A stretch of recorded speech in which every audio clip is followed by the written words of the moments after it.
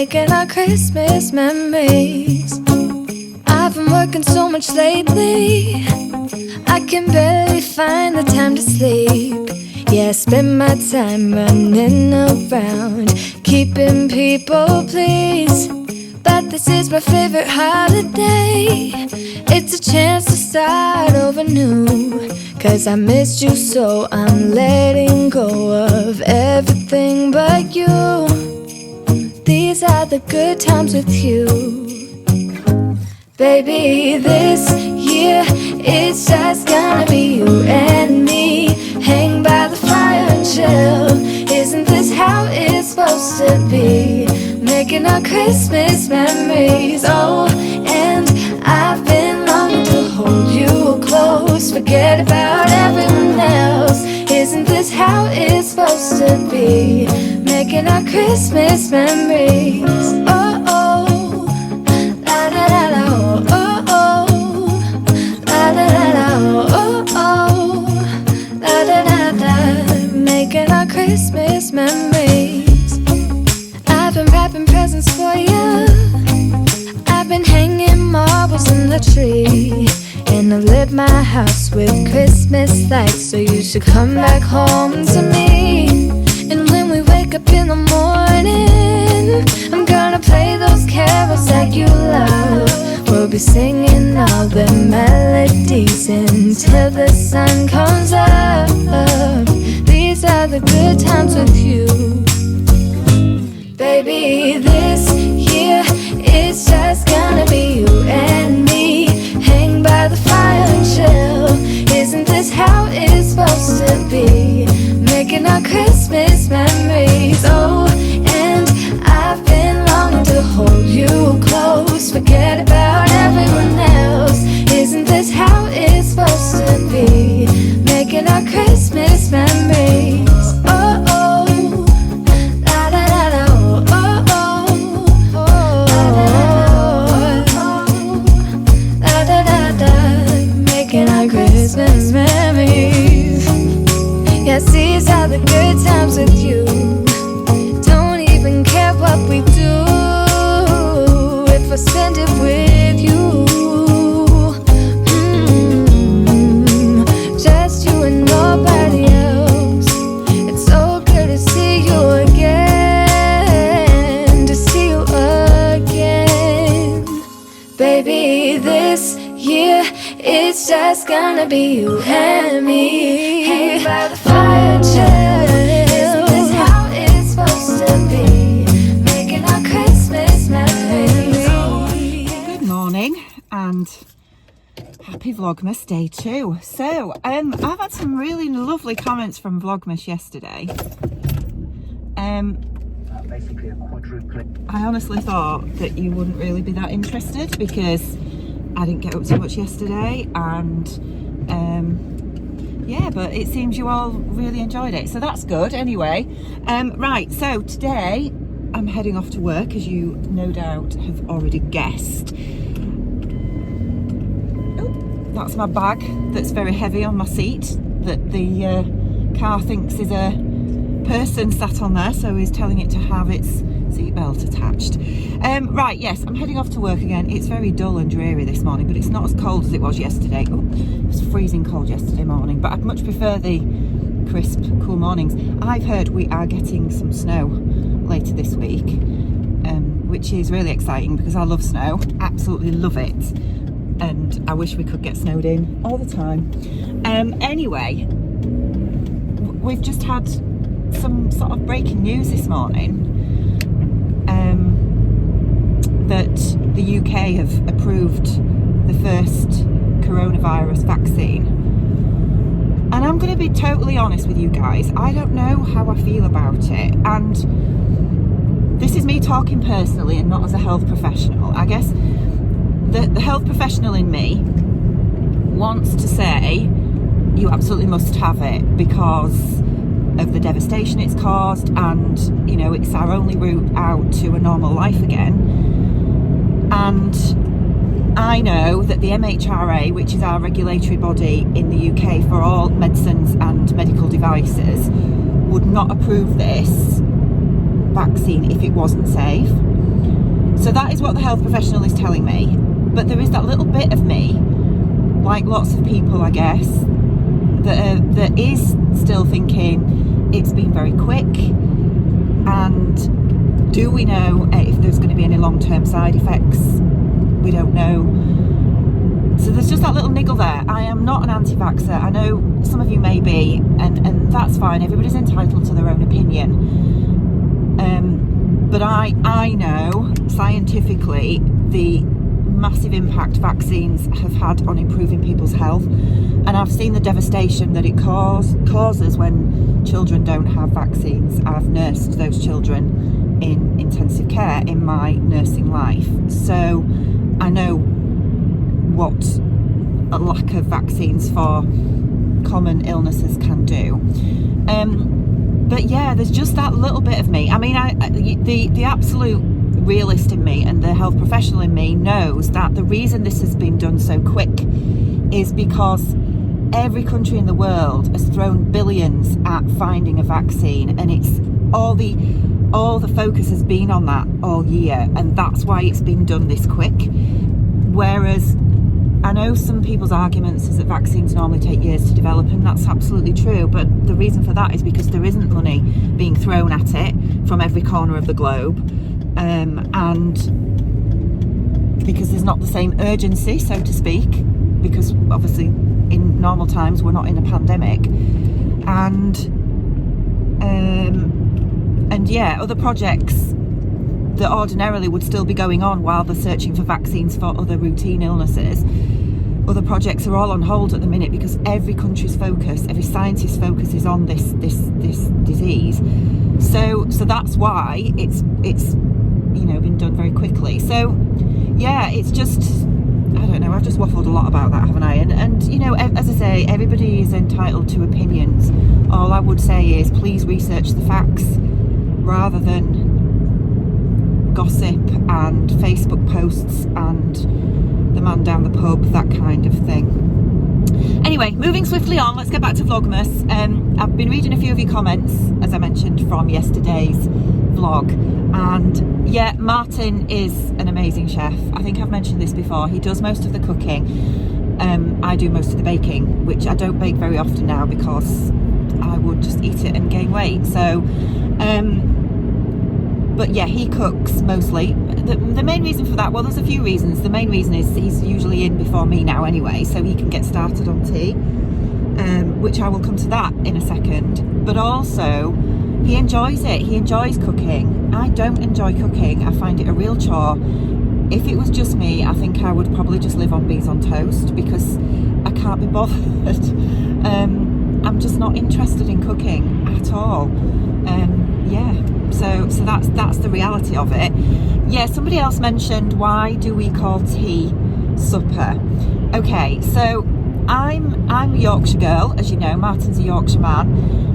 In the UK, in different parts of the UK, we call the meal times of the day different things.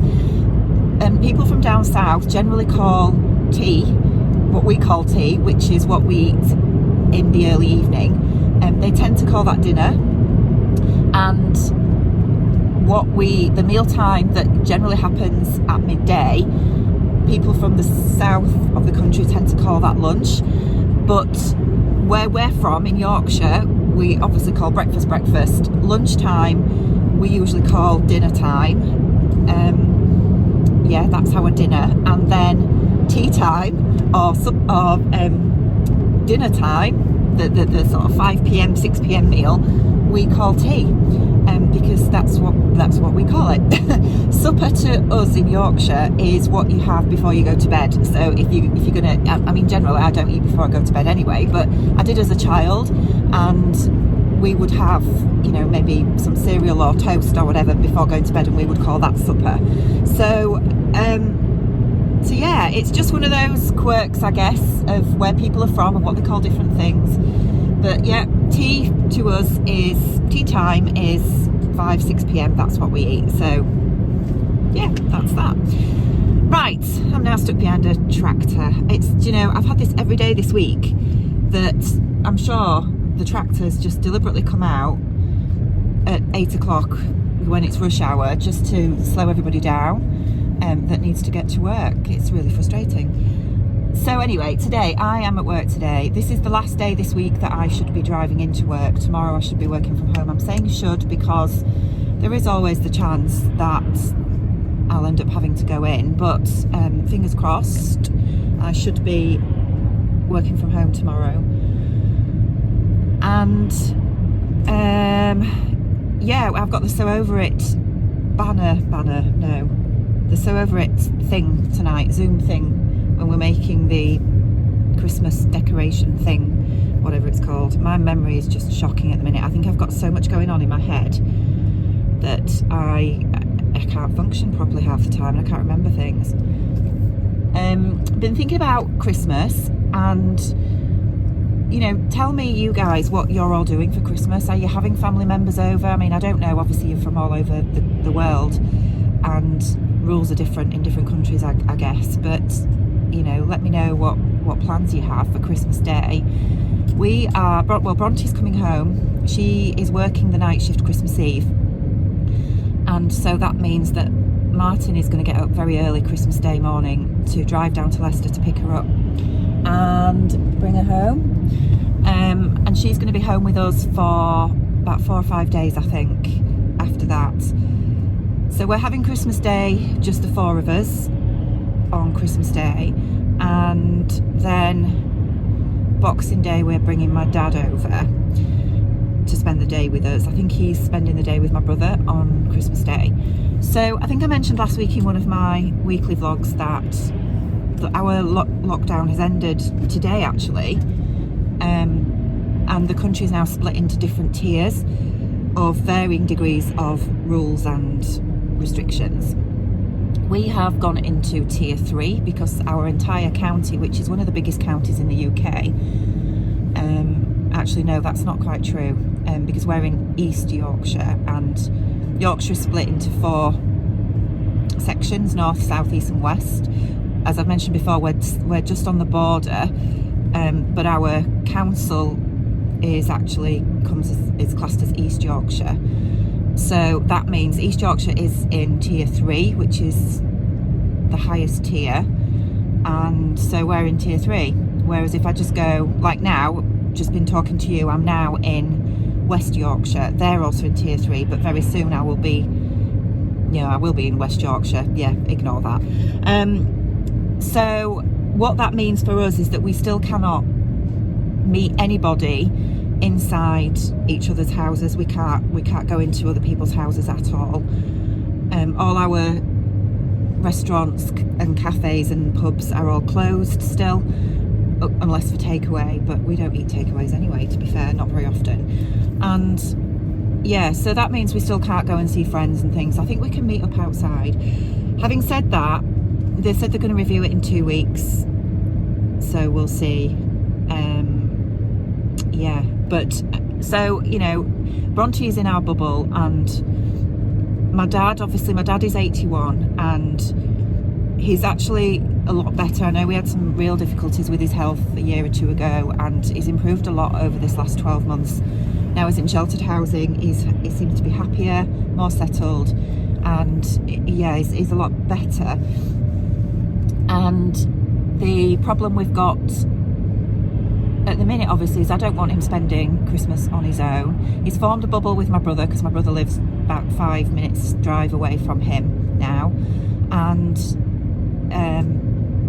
yeah, we are planning for him to come to our house on Boxing Day. And I know some people might think I'm part of the problem with that, and perhaps I am, but I also have to think about my dad's mental health as well as his physical health and the risk, and weigh everything up. And us as a family have just made that decision that we don't know how long my dad has got. He's 81, you know, he might not even be here next year, and I would be devastated if he wasn't here next year and we'd given up this opportunity to have him this Christmas. Now, bearing that in mind, we are obviously going to be very, very sensible. And Martin is being tested on a weekly basis at the minute at the prison, we're not being tested. You know, I still find it absolutely ridiculous that as a health professional that is visiting patients usually on a daily basis and going into patients' homes, because I'm an essential worker, that we still aren't being tested on a weekly basis. I find that really strange. But anyway, I've had no symptoms, but yeah, we're not getting tested. So currently the only time I can access a test is if I have symptoms or a member of my immediate family who I live with is diagnosed with the virus. So, but Martin is being tested on a weekly basis, and we are going to be sensible. We are planning to have my dad come for Boxing Day dinner. However, if nearer the time one of us has COVID or one of us has any symptoms of any sort, then obviously we will reevaluate that decision and make an alternative decision and alternative plans. Yeah, so I hope that's okay sharing that with you. We all have to make these decisions that are right for us, don't we? Right, I'm going to switch off because now I'm stuck at the the railway crossing. I think everything is against me today getting to work. So I'm going to go to work and hopefully I'll see you tonight.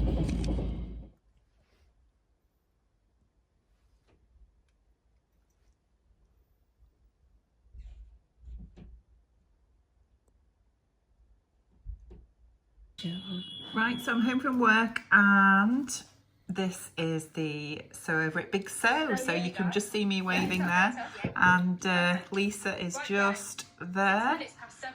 So, you know, we're going to get started. Hopefully more people will join.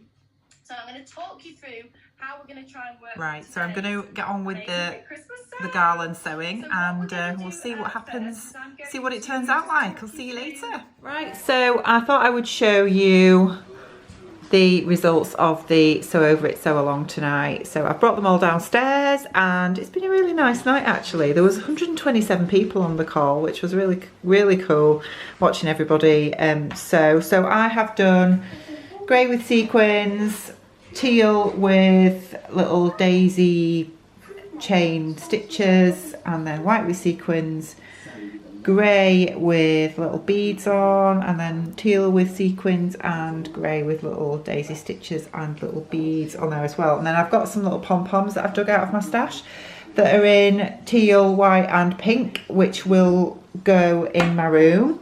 Yeah, it's been a really nice evening actually. I've had a glass of wine as well, and we've heard that our sofa is ready for delivery, so that's coming probably some point next week, which is really exciting to finally get that for Christmas. So yeah, probably a bit of a short one today, but I'm going to sign off for now. I'm at home tomorrow. I'm really tired actually. It's been a busy day at work, and then obviously coming home and taking part in the great big sew along. So yeah, I am going to have my coffee and then head to bed. Hello everybody! Hello everybody! What am I going to do with him? Right, I will hopefully see you all tomorrow.